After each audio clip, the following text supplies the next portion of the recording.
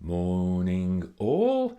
My name's Simon. This is a Talk Tactics, and I just kind of want to go through the idea of something with you, which is that, let me just bring up a slide here, which is that you want to change the way you structure your presentations.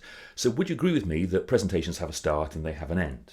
You're kind of blindingly obvious, and the problem with most presentations is that those two are too far apart, as the old joke goes.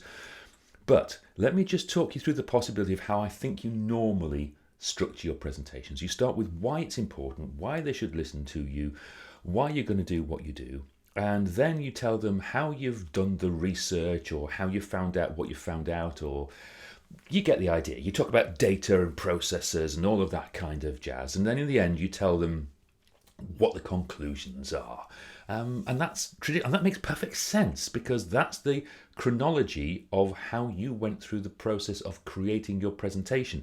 The big thing is, well, two big things. The first is nobody's going to remember much of what you say. And the second big thing is this: nobody actually cares about how you came to your conclusions unless and until they have decided whether they agree with those conclusions. So here is a better way of structuring a presentation. Start with why.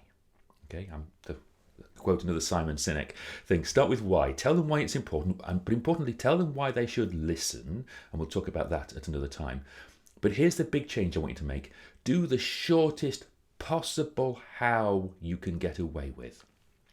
Strip out absolutely everything and all the details, and then go on to tell them why it matters, the what of your presentation, what it is that you have found. Now, at this point, you can do two things. Either you can go home early, because let's face it, nobody ever got shot for finishing a presentation 10 minutes early and giving people more time for tea, coffee, and biscuits, or you've got more time for questions.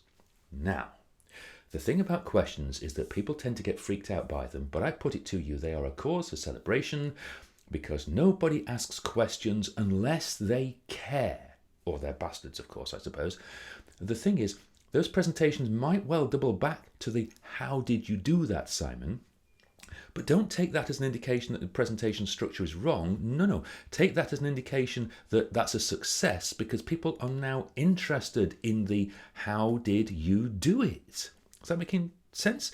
The how did you do it is really important. They won't care about it unless they've got the kind of the what it is that you're trying to do, right? So shorten your how, shorten your process, shorten your data, shorten all the boring crap like I'm going on with now. Yeah, I should have stopped a minute ago, shouldn't I? Bugger.